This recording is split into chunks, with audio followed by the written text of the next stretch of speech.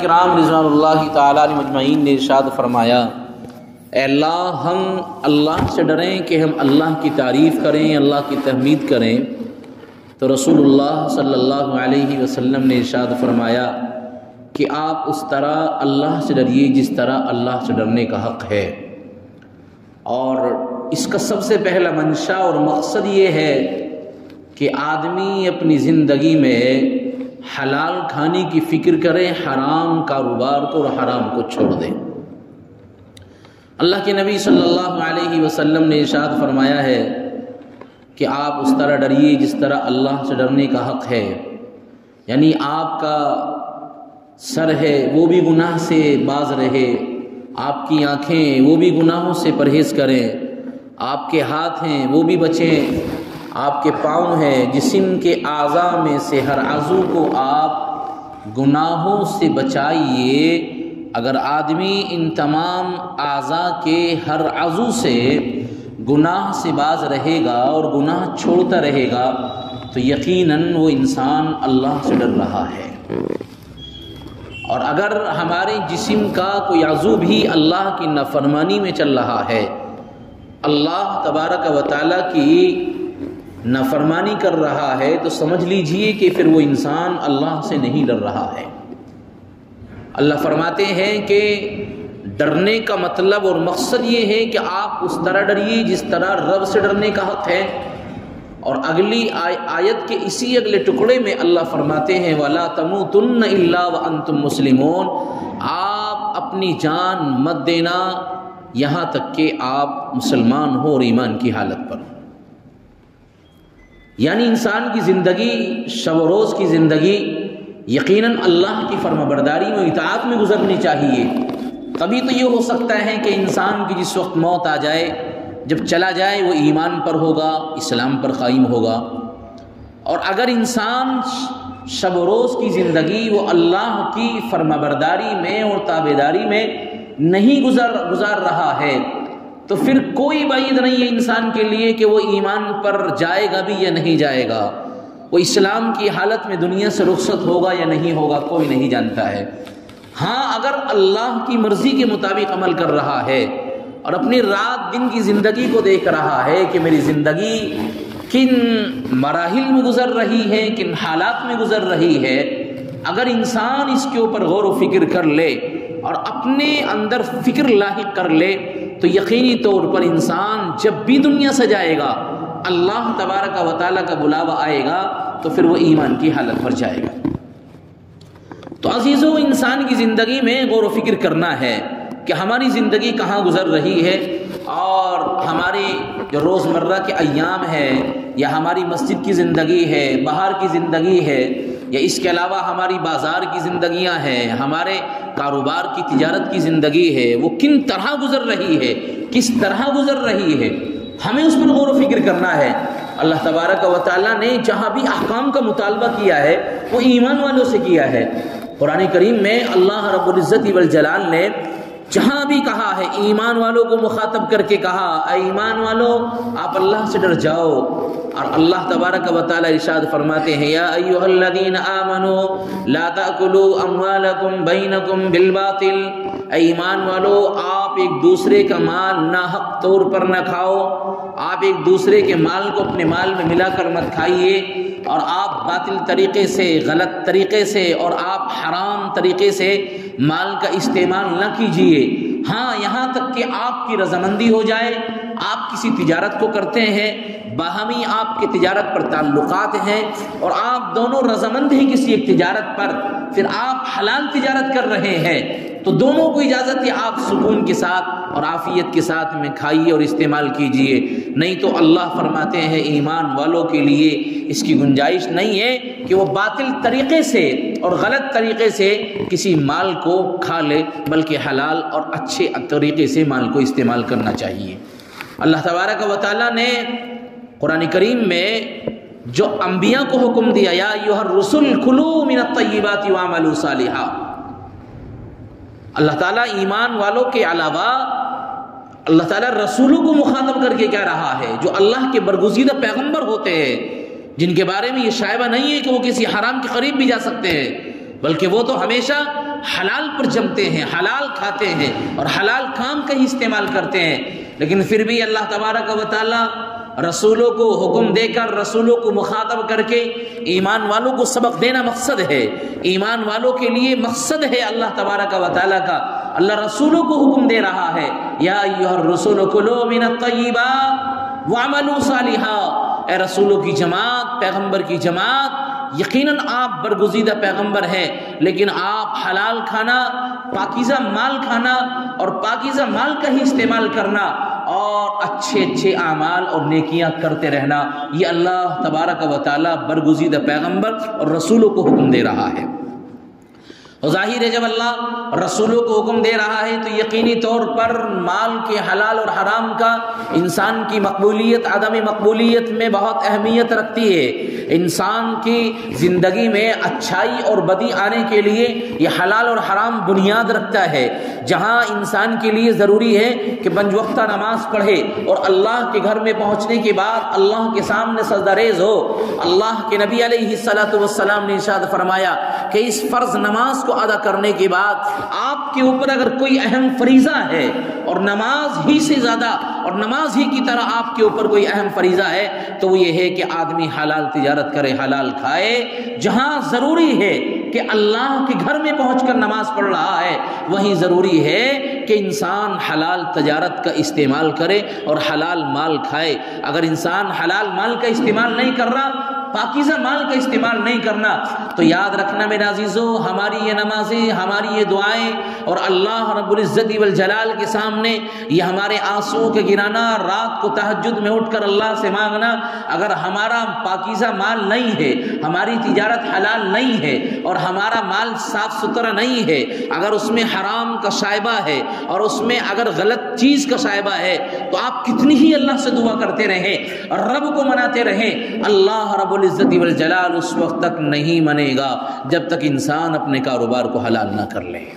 یہ بنیاد ہے، گویا کہ انسان کے لیے بنیاد ہے، اللہ کو راضی کرنے کی بنیاد ہے، اللہ کو منانے کی بنیاد ہے۔ کیا بنیاد؟ کہ آدمی اچھے مال کا استعمال کرے، پاکیزہ مال کھائے۔ اللہ کے نبی صلی اللہ علیہ وسلم نے ایک روایت میں ارشاد فرمایا، ان اللہ طیب، اللہ رب العزت والجلال پاکیزہ ہے، اللہ تبارک و تعالی بہت پاکیزہ ہے، اور اللہ نے فرمایا لا يقبل الا طیبا، اللہ پاکیزہ مال کے علاوہ کوئی مال قبول نہیں کرتے ہیں۔ اور اللہ کے نبی علیہ الصلوۃ والسلام نے اسی روایت میں ارشاد فرمایا کہ اللہ خود ارشاد فرماتے ہیں، فقال یا ایھا الرسل کلوا من الطیبات واعملوا صالحا انی بما تعملون علیم، اے رسولوں کی جماعت، اے پیغمبروں کی جماعت، آپ حلال اور پاکیزہ مال کا استعمال کرنا اور نیکی کرتے رہنا، اچھے اعمال کرتے رہنا۔ اللہ سے کوئی چیز چھپی ہوئی نہیں ہے، اللہ ہر ایک چیز کو جاننے والا اور پہچاننے والا ہے۔ حضرت سعد بن ابی وقاص رضی اللہ تعالیٰ عنہ اللہ کے نبی علیہ الصلوۃ والسلام کی خدمت میں حاضر ہوتے ہیں اور فرماتے ہیں، یا نبی اللہ، مجھے ایسی دعا بتا دیجئے، مجھے ایسا کوئی عمل بتا دیجئے کہ جس سے میں مستجاب الدعوات بن جاؤں۔ کیا پوچھ رہے ہیں؟ اللہ کے نبی ایسا کوئی عمل بتائیے کہ جس سے میں مستجاب الدعوات بن جاؤں۔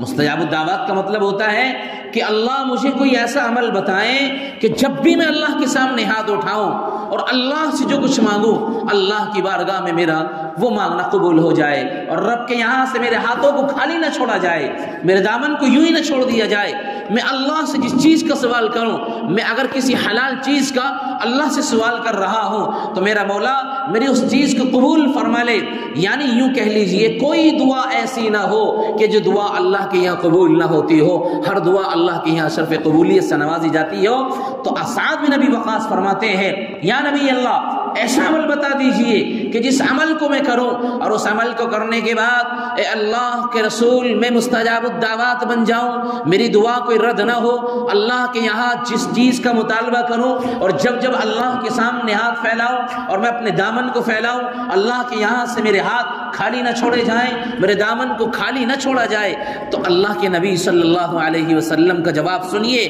اللہ کے نبی علیہ الصلوۃ والسلام نے فرمایا، یا سعد اطب مطعمک تکن مستجاب الدعوات۔ اللہ کے نبی علیہ الصلوۃ والسلام نے ارشاد فرمایا، اے سعد بن ابی وقاص، آپ مستجاب الدعوات بننا چاہتے ہیں، آپ کی دعا اللہ کے یہاں قبول ہو جائے، کوئی دعا رد نہ ہو، تو سنو بنیادی چیز یہ ہے اور بہترین عمل یہ ہے کہ آپ اپنے مال کو پاکیزہ کر لیجیے، آپ اللہ کی نظر میں مستجاب الدعوات ہو جائیں۔ اس حدیث سے اندازہ لگائیے کہ انسان کی دعا کی قبولیت اور عدم قبولیت میں بنیاد ہے تو وہ یہ انسان کا پاکیزہ مال ہے، حلال تجارت ہے، حلال مال ہے، اچھا مال ہے۔ اگر ہم اس مال کو بالکل ناجائز طور پر اور اس مال کو ہم اگر غیر طریقے سے غلط طریقے سے اس کو کماتے ہیں اور اپنی تجارت کو حرام کر لیتے ہیں اور مال ہمارے پاس نہیں آتا تو یاد رکھنا پھر اللہ کی طرف سے حالات آئیں گے۔ ایک روایت میں اللہ کے نبی علیہ الصلوۃ والسلام نے ارشاد فرمایا ایک آدمی پراگندہ حال ہے، جسم پر بال یوں ہی پڑے ہوئے ہیں اور اللہ کے راستے میں سفر میں جا رہا ہے، یعنی ایسا بالکل مغلوب الحال ہو چکا ہے، اس کو اپنے جسم کی کیفیت کا بھی اندازہ نہیں ہے، لیکن وہ اللہ کی یاد میں کھویا ہوا ہے اور رب سے اس کا معاملہ ہے راز و نیاز کی بات کرتا ہوا سفر میں جا رہا ہے۔ اور آپ نے اس کو بخوبی سنا ہوگا کہ مسافر کی دعا رد نہیں ہوتی ہے، اللہ کے راستے میں جو مسافر ہو جاتا ہے اللہ اس کی دعاؤں کو رد نہیں کرتا ہے، اللہ اس کی دعا کو قبول کر لیتا ہے۔ لیکن پیارے آقا علیہ الصلوۃ والسلام نے ارشاد فرمایا اگر کوئی بندہ اللہ کے راستے میں جا رہا ہے، سفر کر کے جا رہا ہے اور مغلوب الحال ہو چکا ہے، جسم کی کیفیت عجیب ہے، اللہ سے راز و نیاز کی باتیں کر رہا ہے، اور فرمایا وہ اللہ کے سامنے ہاتھ اٹھائے اور اللہ سے کسی حلال چیز کا مطالبہ کرے، رب سے دعا کرے تو اللہ اس کی دعا کو قبول نہیں کرے گا اس وقت تک جب تک اس کا مال حلال نہ ہو جائے، اس کی تجارت حلال نہ ہو جائے، اس کا کھانا پاکیزہ نہ ہو جائے۔ اللہ کے نبی نے فرمایا یہ مسافر ہی کیوں نہ ہو، اللہ کے راستے میں کیوں نہ جا رہا ہو، رب سے راز و نیاز کی باتیں کیوں نہ کر رہا ہو، اللہ کے نبی نے فرمایا وہ ہاتھ اٹھاتا ہے اللہ کی جانب اور اللہ اس کی دعا کو قبول نہیں کرتا ہے، اللہ اس کی دعا کو رد کر دیتا ہے۔ کیوں؟ اللہ کے نبی نے فرمایا اس کا مال دیکھا جائے تو حرام ہے، اس کے جسم پر لباس دیکھا جائے تو حرام ہے، اس کا مال بالکل حرام ہے، اس کی تجارت غلط ہے۔ اللہ کے نبی علیہ الصلوۃ والسلام نے ارشاد فرمایا اللہ ایسے لوگوں کی دعاؤں کو قبول نہیں کرتا ہے۔ آج یہ ہمارے اوپر حالات کیوں آ رہے ہیں؟ آج ہم اپنے گھروں کا جائزہ لیں کیوں ہو رہا ہے؟ بنیاد یہ ہے کہ ہم نے حلال اور حرام میں امتیاز چھوڑ دیا ہے، جبکہ اللہ کے نبی صلی اللہ علیہ وسلم نے ارشاد فرمایا ہے ایک زمانہ آئے گا قیامت سے پہلے کہ لوگ اس کی پرواہ نہیں کریں گے کہ مال حلال آ رہا ہے یا حرام آ رہا ہے، لوگوں کی دلوں سے پرواہ نکل جائے گی، بس مال آ جانا چاہیے۔ اگر شوہر ہے تو بیوی مطالبہ نہیں کر سکتی یہ مال تو نے کہاں سے کمایا ہے، اگر اولاد مال کما کے لائے تو باپ کو اختیار نہیں ہے کہ اپنی اولاد سے سوال کرے تو نے مال کہاں سے کمایا ہے، تجارت کون سی کری ہے۔ ایک بھائی بھائی کے ساتھ جوائنٹ ہے، اگر بھائی کسی مال کو کما کے لا رہا ہے تو بھائی آج سوال نہیں کرتا ہے تو نے مال کہاں سے کمایا، تجارت کیسی کری، کیا تو نے راستہ اختیار کیا۔ آج زمانہ وہی چل رہا ہے جو 1450 سال پہلے اللہ کے نبی علیہ الصلوۃ والسلام نے ارشاد فرمایا تھا۔ ہاں زمانہ آئے گا لوگ پرواہ نہیں کریں گے، مال جس طرح بھی آئے، حرام آئے یا حلال آئے، لوگ مال استعمال کرتے چلے جائیں گے۔ نتیجہ یہ ہوگا رب کے سامنے ہاتھ اٹھائیں گے، نتیجہ یہ ہوگا رات میں تہجد میں مصلی بچھائیں گے، نتیجہ یہ ہوگا کہ ان کے سر پر ٹوپیاں ہوں گی، ان کے چہرے پر داڑیاں ہوں گی، ان کا لباس ظاہری ہوگا، اللہ کے گھر میں آنے کے بعد رب سے راز و نیاز کی باتیں کر رہے ہوں گے اور اللہ سے دعا کر رہے ہوں گے، لیکن دعا قبول نہیں کی جائے گی، اللہ کی طرف سے رد کر دی جائے گی۔ اللہ کے نبی علیہ الصلوۃ والسلام نے فرمایا وہی زمانہ آئے گا کہ جس زمانے میں لوگ پرواہ کرنا چھوڑ دیں گے اور ان کی دعائیں قبول اللہ کے یہاں نہیں ہوں گی۔ آج یہ حالات ہیں ہمارے اوپر، چھوٹے سے چھوٹا تاجر کو دیکھ لیجیے آپ، اس کی تجارت میں جھوٹ گھس گیا ہے، اس کی تجارت میں دھوکہ آ گیا ہے، اس کی تجارت میں دغا بازی آ گئی ہے، اس کی تجارت میں جو ہے دھوکہ آ چکا ہے۔ یہ جھوٹ، یہ دھوکہ، یہ دغا بازی، یہ سب حرام ہے، شریعت نے اس کی اجازت نہیں دی ہے، اسلام اس کی اجازت نہیں دیتا ہے۔ تجارت وہ ہے کہ تجارت پاک ہونی چاہیے، جس طرح پیارے آقا علیہ الصلوۃ والسلام ابھی 16 سال کی عمر میں ملک شام چلے گئے، راستے میں اناج ہے، غلہ ہے، بارش میں بھیگ جاتا ہے تو سوکھا رہ جاتا ہے، نبی اللہ ملک شام کے بازار میں پہنچنے کے بعد 2 ڈھیریاں لگا دیتے ہیں اور اللہ کا نبی آواز دیتا ہے یہ غلہ اور یہ اناج وہ ہے جس پر بارش کا پانی آ گیا، اس کی قیمت الگ ہے، یہ غلہ وہ ہے جو سوکھا ہوا ہے، اس کی قیمت الگ ہے۔ ہاں ابھی نبی نہیں بنے ہیں، ابھی نبوت کا تاج سر پر نہیں رکھا گیا، ابھی چھوٹی سی عمر ہے، لیکن ملک شام کے بازار سے یہ پیغام دے دیا اب اللہ کے نبی کے ماننے والوں کو، لوگوں تجارت میں جھوٹ نہیں ہونی چاہیے، تجارت میں دغا نہیں ہونا چاہیے، تجارت میں تمہارے لیے کوئی حرام چیز کا استعمال نہ کیجیے۔ اللہ کے نبی نے فرمایا اگر تمہارا مال بھیگا ہوا ہے تو بتا دیجئے یہ مال بھیگا ہوا ہے، سوکھا ہے تو بتا دیجئے یہ مال سوکھا ہے۔ لہذا اگر آج ہم تجارت کر رہے ہیں، بہت ضرورت ہے ہمیں احتیاط کی، بے پناہ ضرورت ہے ہمیں احتیاط کی۔ ہماری طرف سے دھوکہ دھڑی، ہماری طرف سے دغا بازی، ہماری طرف سے جھوٹ ہرگز نہیں ہونا چاہیے۔ اور عزیزو تجارت بھی ہے اور وہ حرام ہے، تجارت بھی ہے، جھوٹ بھی ہے، دغا بازی بھی ہے اور اس میں قمار بازی بھی ہے۔ اگر یہ ساری چیزیں ہیں تو آپ رات دن مصلی بچھا کر نماز پڑھتے رہیے، آپ رات دن اللہ کو منانے میں لگے رہیے، راتوں میں تہجد میں اٹھ کر رب سے راز و نیاز کی بات کرتے رہیے۔ میرے اور آپ کے سچے آقا جناب رسول اللہ صلی اللہ علیہ وسلم نے ارشاد فرما دیا، نبی نے کہہ دیا جب تک جسم پر لباس حلال نہیں آ جائے گا اور جب تک اس کے پیٹ میں لقمہ حلال نہیں پہنچے گا اس وقت تک اللہ کے یہاں اس کی دعا قبول نہیں ہوگی۔ آج ہمارے گھروں پر حالات دعائیں رد ہماری یوں ہی ہو رہی ہیں، اس لیے کہ ہم نے اپنے مال کو پاکیزہ اور غیر پاکیزہ چھوڑ دیا ہے۔ تجارت میں ہم نے بالکل ساری چیزیں چھوڑ دی ہے اور ہم نے پرواہ چھوڑ دی ہے کہ مال ہمارے پاس کیسے آ رہا ہے۔ اللہ اکبر۔ اللہ کے نبی علیہ السلام نے ایک روایت میں ارشاد فرمایا ہے، میں نے روایت پڑھی ہے کہ یاد رکھنا اللہ کے یہاں پہنچنے کے بعد لا یزال قدم ابن آدم یوم القیامہ،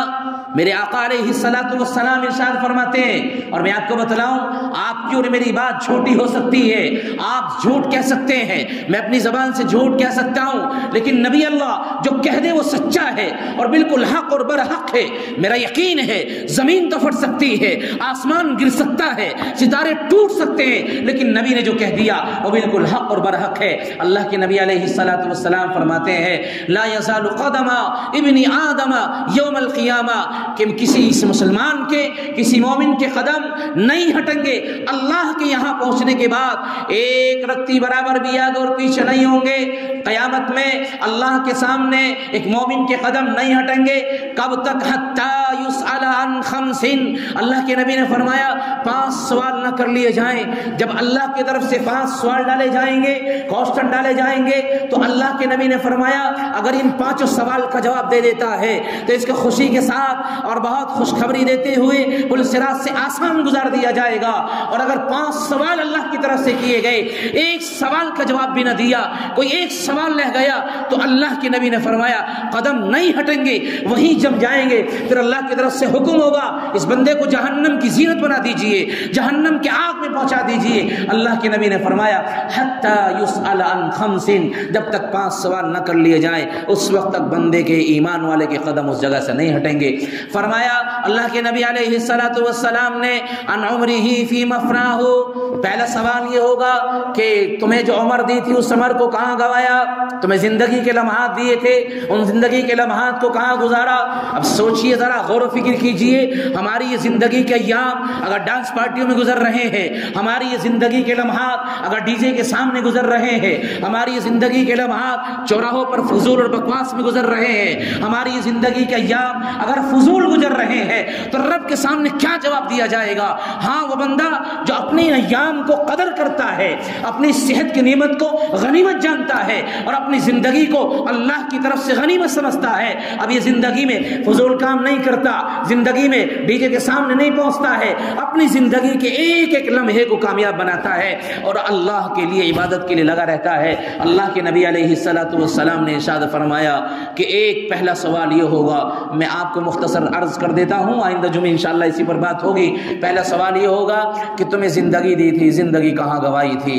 اور اللہ کے نبی نے فرمایا دوسرا سوال یہ ہوگا کہ تمہیں جوانی دی تھی، اس جوانی کو کہاں گزارا ہے؟ جبکہ زندگی میں جوانی بھی آ جاتی ہے لیکن نہیں، جوانی کا بالخصوص مطالبہ کیا جائے گا، اس لیے کہ جوانی ایسی ہے اگر ایمان پر آ جائے تو انقلاب آ سکتا ہے، اور یہ جوانی ایسی ہے اگر گمراہی کے گڈھے پہ پہنچ جائے تو گمراہی کی دلدل میں پھنس سکتا ہے۔ اس کی جوانی میں اللہ نے وہ جوش رکھا ہے۔ وہی عمر بن خطاب تھے کہ ایمان پر آئے تو مکے کی سرزمین پر ایمان کا ڈنکا بج گیا ایک جوان کے ذریعے سے۔ اللہ کے نبی نے فرمایا دوسرا سوال یہ کہ تمہیں جوانی دی گئی، جوانی کو کہاں گوایا؟ اور فرمایا تیسرا سوال یہ ہوگا وعن ماله وعن ماله من اين اكتسبه،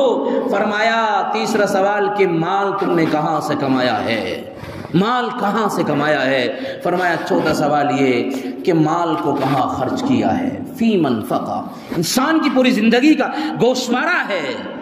چوتھا سوال مال کہاں خرچ کیا ہے، تیسرا سوال کہاں سے کمایا ہے، خرچ کہاں کیا ہے، اور پانچواں سوال اللہ اکبر وہ ہم جیسوں کے لیے بالخصوص ہے وماذا عمل فیما علم،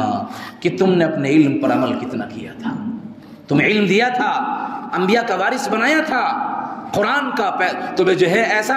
حامل قرآن بنایا تھا کہ تمہارے سینوں میں قرآن تھا، تم نے کتنا عمل کیا اس قرآن کے اوپر، شریعت پر کتنا عمل کیا ہے۔ ہاں جس کے پاس علم آ جائے کبھی تکبر نہ کرے، اس علم کے بارے میں بھی اللہ سوال کرے گا،